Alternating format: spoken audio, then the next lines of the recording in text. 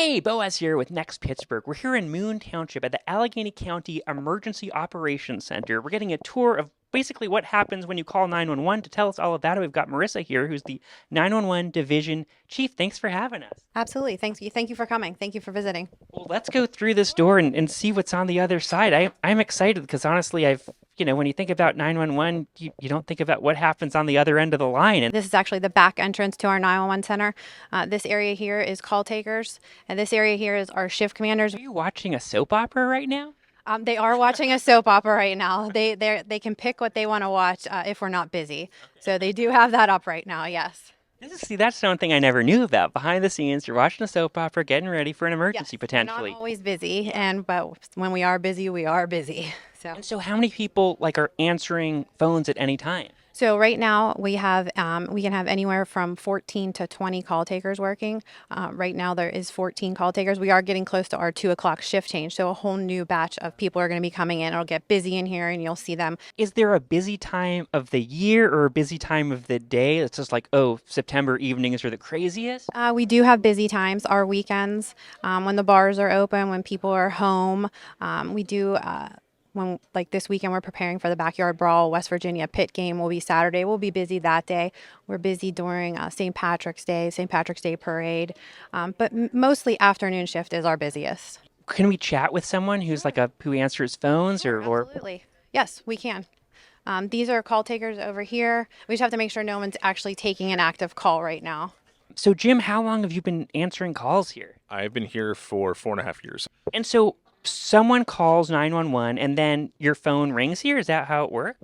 Yeah, so the phone will ring. This is a computerized phone system here that ties in. It'll actually give us their updated location for it as well, so we can see where they are. If somebody's driving or they're in a car or they're walking down the street, it'll actually live update with them. And then how quickly can someone be on the scene? It depends. It can be, obviously in the city of Pittsburgh, you have paid fire departments, paid police officers, things like that. Some of your smaller communities are volunteer. So these are people that are working. They may be at home, might be taking care of their child. I'm a volunteer firefighter myself, so usually people can be on scene in 2 to 3 minutes. It just depends on the situation going on, but most situations, 2 to 3 minutes, I would say, for police or somebody like that. Depends on traffic and where they're coming from as well. So Marissa, you were saying that obviously you rely on a lot of technology here, but even if all these computers crashed, you're still sort of ready to keep going. We are. We have a generator here. We're prepared for any loss of power in the building. And we can also use, these are our protocols that are hard copies. And it can take you through any emergency you can think of, a vehicle fire, and has all types of questions. And it tells the dispatcher how to send, what fire department to send, and what response. I'm just curious to go through one. Okay, let's say we have a lightning strike here. So it's do you see flames or smoke? Where did it make contact? You've thought about every single detail. Yes, it took a lot of work and training here to implement it. All this is just part of the computer program you use now. It just happens electronically. Correct. And Jim can show you that, how that would work. Okay, I'm calling 911. Boop, boop, boop. And then you'd pick up. And then what do you say? So it's actually a recording whenever you first call in. You'll hear my voice recording. It'll say Allegheny County 911. What is the address of your emergency? During that time, I'm pulling this screen up. Kind of gives me a minute to kind of get myself prepared for it. And then at that point, hopefully you give the address. So just for example, say 123 Main Street. Okay. So that information would go into the screen here.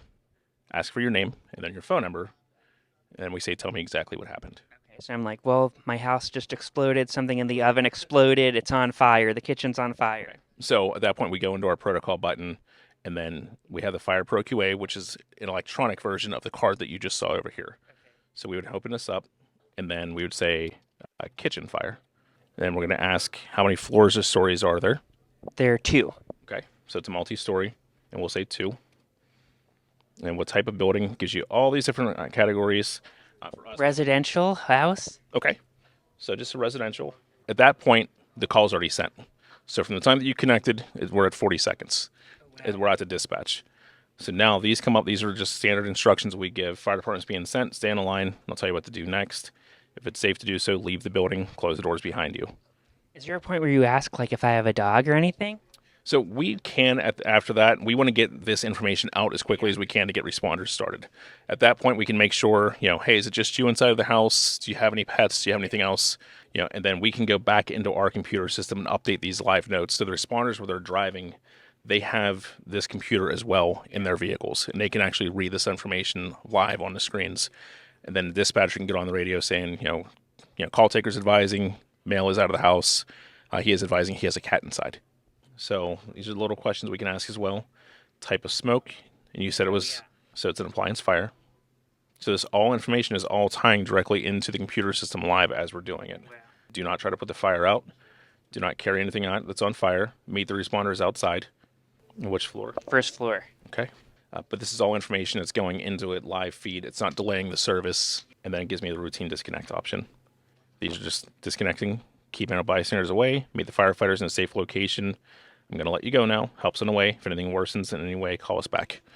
And then we do a last instruction. We close the case, and that's it. At that point, that's when we completely disconnect. Yeah. So the whole thing is very scripted, and it gives us a chance, though, to kind of make sure we have the proper information from start to finish, and it's a standardized system for everybody. Can you know how many people are on the phone right now? I can. These screens that you see up on our walls and throughout the room are one of the tools that we use here for our supervisors and for everyone working to see how many call takers we have available, how many calls we have coming in, and how many people are available to take calls. We like to see zeros up there. Zeros means that no one is waiting in queue to call 911. If you ever call 911 and you get the pre-recorded message that we are on all the other lines, stay on the phone, please don't hang up. That's very important because if you hang up, you will just go to the end. And you were saying there are even these sort of visual cues, like all those blue little lights means that there's no one on that call. And if it's green, I see one green one over there, that means that they're on a call. Correct. And it matches up with our monitors on the wall. Like, is there ever a time where it's so crazy, like you're picking up the phone too?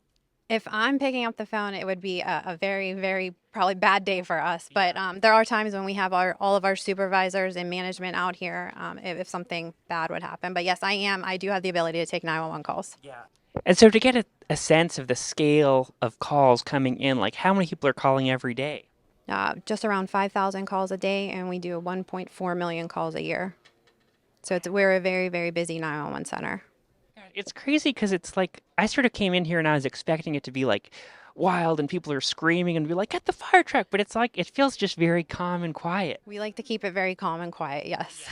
We try to. Oh, wow. So now all those turned green. So it's like way more calls just came in. More call takers that we have, yes. And yep, we have right now, we have 3 call takers available and 9 people taking active emergencies. And those numbers will change continually as we continue the tour. These are more call takers through here. And what about like if there's something like crazy? It's like, oh, there's a fire, and it's like, oh, this could be linked to like a gas line. It's like, oh no, there could be like more explosions coming. Like what happens then? Is there like an emergency button someone can push? So every call taker has the ability to instant message or just get up and wave for a supervisor and let them know what's going on. But they would put all of that information into the call so that everyone knows what's going on. Police, fire, and EMS, the fire marshal. You want all of that pertinent information in the call. And then what's happening in this part? So this is one of our pods. That's what we call each one of our sections. This is the central zone. They are responsible for the entire city of Pittsburgh. So City of Pittsburgh Police, Fire, and EMS. Right here we have our fire dispatchers, and beyond them we have our EMS dispatcher, and these are all police dispatchers right here. And they are actively on the air talking, dispatching calls, giving updates. And so how does that, like when do they get involved, after Jim gets the call? So Jim showed you how he enters the call and how he's still on the phone with you while your house is on fire, telling you to get out, whatever it may be. He's already sent it to dispatch. So the dispatchers are all giving that information out on the radio to police, fire, and EMS simultaneously. So every zone is divided up geographically. So you want to make sure you're calling the appropriate fire, police, or whatever, yeah. Correct. From the time we enter the call till it gets out onto the radio, yes. Well, Marissa, thank you so much for the tour, and we've got to let you go because you've got a vice president to help transport. That is correct. Does that just mean you're going to drive up and they're going to hop in the back of your Subaru? No, I'm not going to have anything to do with it. We're going to handle the communications and make sure she gets safely to her next destination. Gosh, well, thanks so much for your time and for all the work that you do here. Thank you. Thank you for coming. Thank you for visiting.